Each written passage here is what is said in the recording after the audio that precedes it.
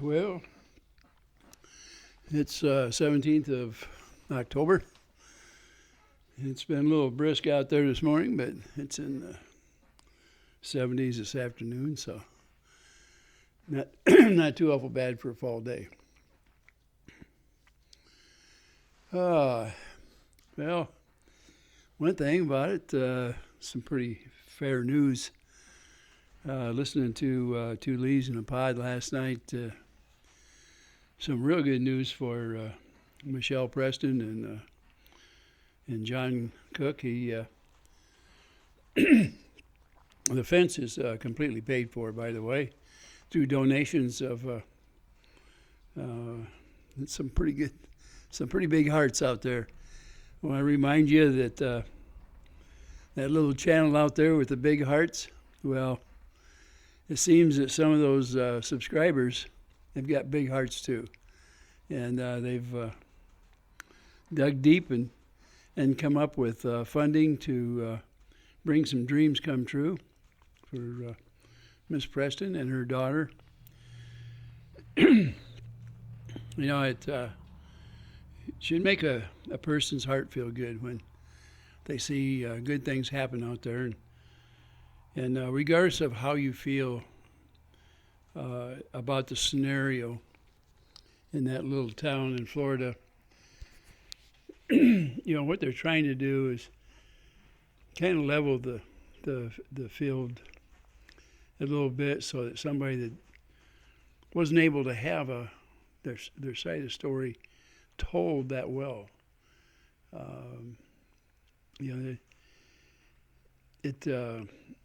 somebody like Two Lees in a Pod came along and picked up on it and said, we're going to do something about it. And they didn't just say it. They walked the walk. And, boy, I hope you go over there and give them a thumbs up on their channel, give them a pat on the back. You're talking about some hard-working, organizing. So, I'll tell you, it made my day to find out just how a small channel like that can gather their subs together. And it seems that the subs have a big heart too. And, that warms your soul to know that. And they came up with some more anonymous donors. They don't want their names known. But they're going to try to get that house done. And I know some of you said, well, it's nothing more than a tin shack out there. And you're referring to that little tin building that sits there. But there's a barndominium on that ground, which is very popular, by the way. It is a metal building with a super steel structure inside. And then you finish it out inside. It is made to be a residential home, although a lot of them are built in rural areas of small towns and countryside, all over the country, by the way, they build these. And I've seen quite a few of them, so I know that they're a good structure. I've worked on structures similar to that over the years. We always called them kind of a salt box type home. People used to build a home similar to that and then put the animals on either side and live where they can put the quarters up above. But it serves a lot of purposes sometimes. But this one is going to be for living in, and it'll be quite a upgrade. They've had to live the last couple of years in a more or less a travel trailer. And, of course, it has all the modern convenience of a house. It's just smaller. Although it's probably as big, if not bigger, than the house I grew up in with the 6 of us living in it. I know today's standards seem to be a little higher because we're a privileged country that's been able to accommodate bigger and better things. And people are starting to get back to smaller homes so that they leave a smaller footprint out there with especially with fossil fuels. And so the smaller the homes, the more apt you're able to use things like solar power and wind power. And the big problem with either of them is that even though the technology isn't all that brand new, it's a little harder to keep up with because there's not that many trained people in the fields, either one of those fields. And the wind power is small potatoes, really, and you depend on the wind blowing to generate it. And with solar, of course, you're depending on the sun. And with either instance, you have to have storage batteries, and the batteries are extremely expensive. But if you on a small structure like that, if you can get hooked up to electricity and insulate it well, you can provide yourself with all the modern conveniences that you need. And in today's technology, even your appliances don't use anywhere near the juice they used to. So I look for Miss Preston and to move into the modern age very quickly. And boy, I just can't say enough for all those people that jumped in there to make this dream come true for a family. And for all the naysayers and the haters and stuff like that, I just hope you can look at it from the simple fact that somebody's trying to move up in the world a little bit and back off a little bit, give them a chance to get their feet in the ground and prove that it was worth saving this family from the consequences that were coming their way. Let's build them up rather than tear them apart. They don't need that. There's a lot more satisfaction in this world if you can find it in your heart to help somebody than there is to tear them up. We all have different ways of living, and one size don't fit all.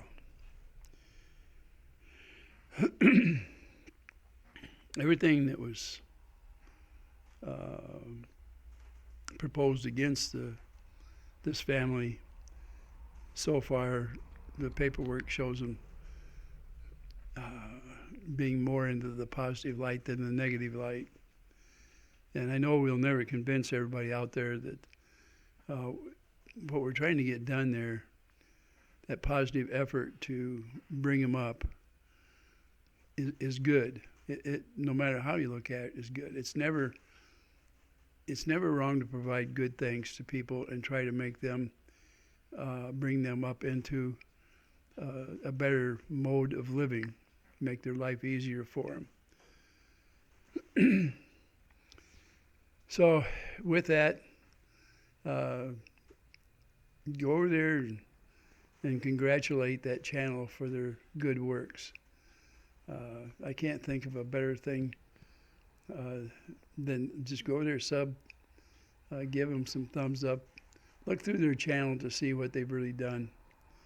And it just shows big hearts, get big things done. And what a small start. When you look at it, the things they've done and accomplished so quickly is amazing. And I know that the Lord had a lot to do with this. So keep those prayers going too. I certainly will. And that's really all I've got for the day. There's no sense of boring you with other things. And I'm certainly not going to get negative on here today. It's just too much of a positive day. I'm happy. I got a good night's sleep last night. I tell you, what a blessing. What a blessing. With that, if you feel like coming back again, we'll talk over some more things. I haven't figured out what I want to talk about next. This one here was such good news that I couldn't figure out anything else to talk about. Let's hope it's progressively good for all the future, and that we don't have to get into anything negative. Some of the people that may be haters out there, maybe they'll swing around a little bit and say, hey, maybe we can join in some way to whether they want to help this family out or not, at least help somebody out. That your time would be better spent. Let's put it that way. So what I'm asking you to do, go over there and give him a pat on the back. Big shout out to Super Dave. He was there last night with his blessings. Good young man that's getting things going. Oh, and the Gator man there, get swamped. He was there. He's trying to get everything put back together at his ranch out there. He had quite a few trees that had come down, and it's a matter of getting them cut up. I think he's working dusk to dawn and some of the nights. I'm sure he's pretty tired. He needs some sleep. But your prayers will help him, I'm sure. So, Robbie, here's to you, man. I've been praying for you, and I wish I was a little younger. I'd probably volunteer to help you out. But it's hard to be young and be retired at the same time. I was already up there in age by the time I could retire. but you do have my blessings and my prayers for you. And that goes for his family as well, and all the animals out there that he's taking care of. Sometimes it's a thankless job when you're out there doing these things, and Robbie has a big heart, so give him a shout out. His channel is Get Swamped. Tori Jones Leatherworks, don't forget her. She's a hard-working gal, and I don't know how she does it, but she works away on those projects and talks at the same time. And if you don't think that's hard, you just try it sometime. She's pretty feisty. So you get over there and listen to her a little bit, you'll probably enjoy it. And, let me see. Don't forget Bruce. Bruce is helping out in the legalities for Miss Preston and Mr. Cook. And they also have another lawyer down there in Florida that's been helping out, doing his best as well. And pray for them that things work well on that end. Pray for their lawyers. I know that some of the hate has been generated their way, and they're doing their thing to wade through it and do the best they can. Thomas is out there doing his thing, trying to keep everything on an even keel. I think he's doing fine. Like everybody else, he's got a few naysayers and things. You just got to give people a chance sometimes. People can change into whatever you think they should. Sometimes they just need that chance. And let's give everybody out there a little bit of chance, okay? Who else we got out there that jumps in and out? I know that I'm always forgetting somebody. Psycho Babble Rap, his brother I believe he's in hospice care. So if you can pray for him, it would sure help. He's took some time off from his channel so he can be with his brother. And my hat's off to him.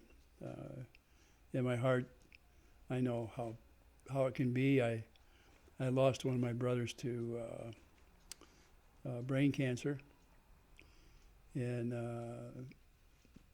he did things similar to what Robbie does. He did deal with exotic animals. The last time I visited him, and it was down there in Florida, I was sitting there in his living room, and he said, I got to go out there and get my pet. He's going out in his two-stall garage out there. He has projects in his garage. He's got stuff similar to mine. And I looked up, and here's this big wolf looking at me. He said, don't worry, he's mild. Yeah. Out in the back he goes. He lives in town, or back then he did. This goes back almost 20 years. And that wolf follows him out there. The wolf never, other than look at me when he come through, because I was something different out there. And off they go into the back. And my brother had there's a swimming pool back there and kind of like a screen enclosure and stuff like that. And then he's this double lot. It's got this big fencing around it, chain fence, and it gives that wolf room to run around in here. But I have never had one that close. I mean, he was probably within a foot or foot and a half of me. He'd give me that look like he knows I didn't belong there. But he didn't try anything. Yeah. And he had another room in there where he keeps. He's got not a great big boa constrictor, but pretty good size one. I got over there by the fence, and that thing was looking right like that at me. He said, "You want to hold it?" I said, "No." He just laughed. But he's got a border, or he had back then. He had a border collie, a pretty good sized one. But that thing was so well trained. And we went out for the day. We went up to Punta Gorda up there. We went up there to a place called Gator Park. A friend of mine he used to be one of my neighbors. But anyway, we were visiting with him a little bit, and we'd come back to the house, and the dog was over there in the corner like he'd done something wrong. And my brother looked over and he says, "Oh, no, I forgot." And I said, "What's the matter?" He said, "Well, I always give him a treat before I leave." He said, "We didn't give him a treat. He's going to be mad at both of us." Sure enough, the dog was upset with both of us. He went and got a treat, and he said, "Here you go." So that pup went over and got his treat from my brother, and then he come over to me and gave me the eye. So I gave him the treat, and then he was okay. He come in there and sat with us in the living room, but he was pretty upset. We were kind of excited to get out on the road. I hadn't seen a friend of mine for a little bit. He lived not too far. The park that he lives in, they're all, I guess you call it like a co-op. Everybody buys their share into the co-op, and they own the co-op. And I can't remember how many members were there. I know he was trying to talk me into buying one of the places, and maybe I should have. I don't know. Back then they were pretty reasonable, but anyway, we had a good talk. I mean, they had gators out there in that park too. The pavilion type thing they had there, that was kind of neat. And I got to see some of the people that kind of manage things and stuff around there. I mean, it was beautiful there. All the people there were super friendly.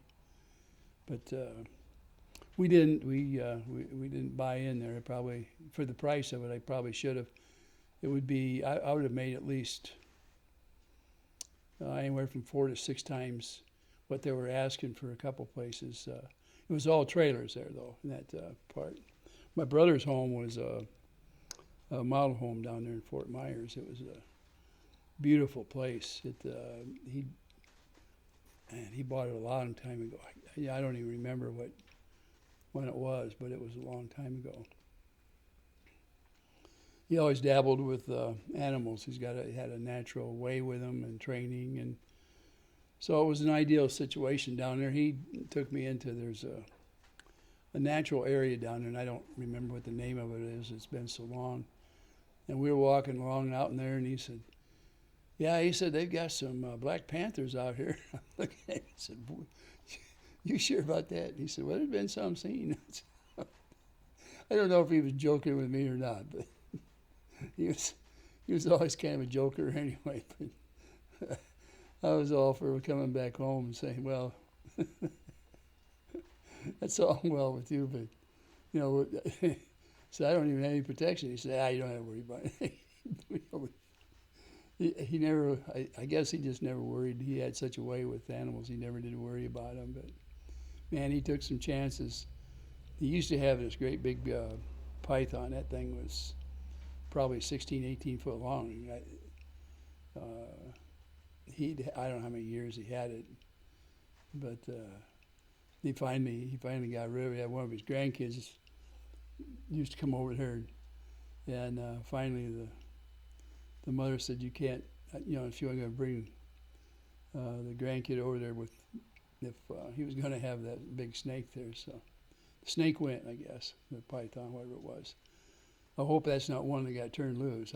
I think he probably would have sold it to somebody, though. He was more than likely. I don't know. But that little boa constrictor was enough for me. But that's all I've got for today. That was just an off the cuff talking a little bit about my brother. That's all. That bless his soul. I hated to see something happen to him like that. He's younger than me. He was I think he was 5 years younger than I am. But he would have enjoyed Robbie. I think it'd have been quite a deal. Now my brother, he loved to play. He had a guitar, and he started playing it when he was about maybe 12, 11 years old, something like that. So he was pretty good. And he'd always get that out and play it along with one of my, the one son-in-law plays guitar, and then one of my grandsons plays drums.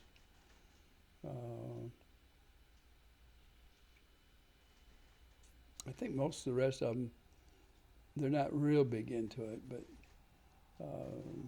most of them are. Oh yeah, one of my brother plays about everything.